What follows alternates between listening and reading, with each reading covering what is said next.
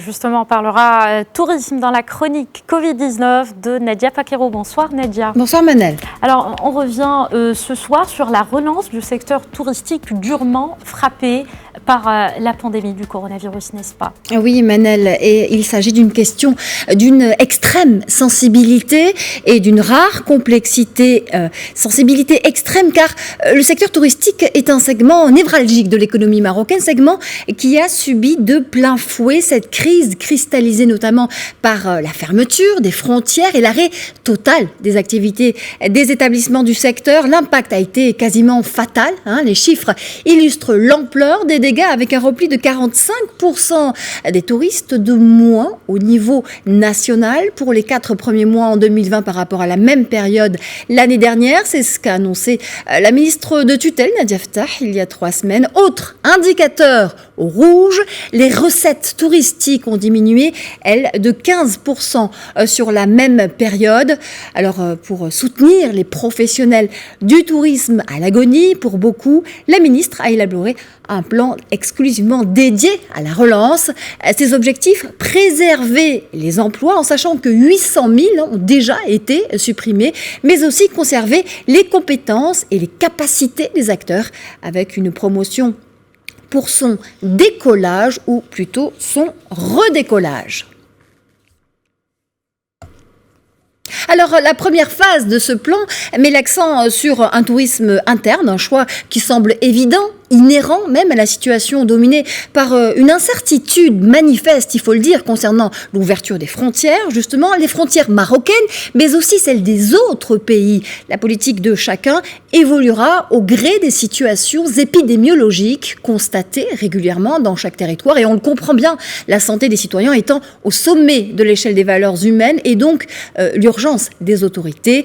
C'est la raison pour laquelle je vous disais un peu plus tôt que la question était aussi d'une rare complexité. Logique donc de s'intéresser d'abord à ce tourisme intérieur, inscrit comme locomotive stratégique pour redynamiser le créneau, selon les mots de la ministre de tutelle. Alors comment?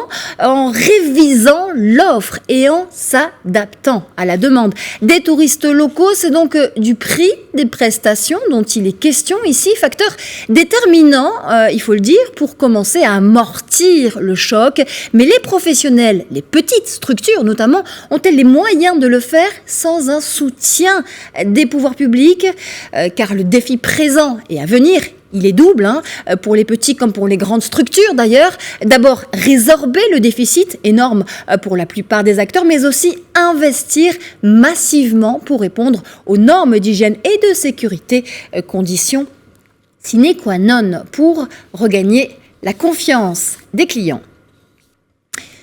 Et puis, l'autre phase de ce plan annoncé par la ministre, c'est la qualité de l'offre répondant aux besoins des touristes. Ici réside l'enjeu d'un écosystème certes riche mais inégal face aux exigences des clients du royaume, d'où une résilience indispensable des acteurs, désormais une résilience imposée par la crise qui redessine le paysage touristique du royaume. Alors qu'est-ce que cela veut dire? Eh bien qu'il va falloir innover, transformer même, une mutation où les plateformes électroniques joueront un rôle encore plus important qu'elles ne le faisaient auparavant, et ce, grâce à la commercialisation et à la vente des produits et des services.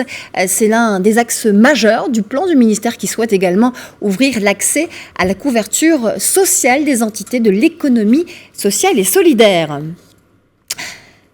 C'est donc pour un nouveau modèle de développement durable et inclusif que plaide la ministre. Durable, car ce n'est en effet probablement pour l'instant que la partie visible de l'iceberg sur lequel il est possible de discuter, certains experts parlant d'au moins 3 à 5 ans pour retrouver le niveau de l'année 2019, près de 79 milliards de dirhams pour les recettes des voyages, un record. Alors certes, grâce aux décisions drastiques qui ont été prises en amont par les autorités marocaines, le Maroc fait partie aujourd'hui des destinations les plus sûres, sanitairement parlant, à l'étranger, et c'est une bonne chose.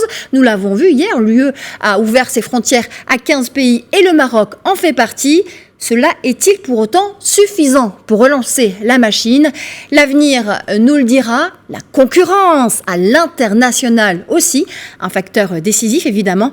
C'est probablement pour cela que la ministre évoque la dimension inclusive de ce plan. C'est en effet ce qu'a révélé cette crise, le fait de lever le voile sur l'impérieuse nécessité de faire converger les intérêts de tous les acteurs du secteur, voir loin avec tous, une stratégie vitale pour éviter les écueils du passé et restaurer enfin la confiance.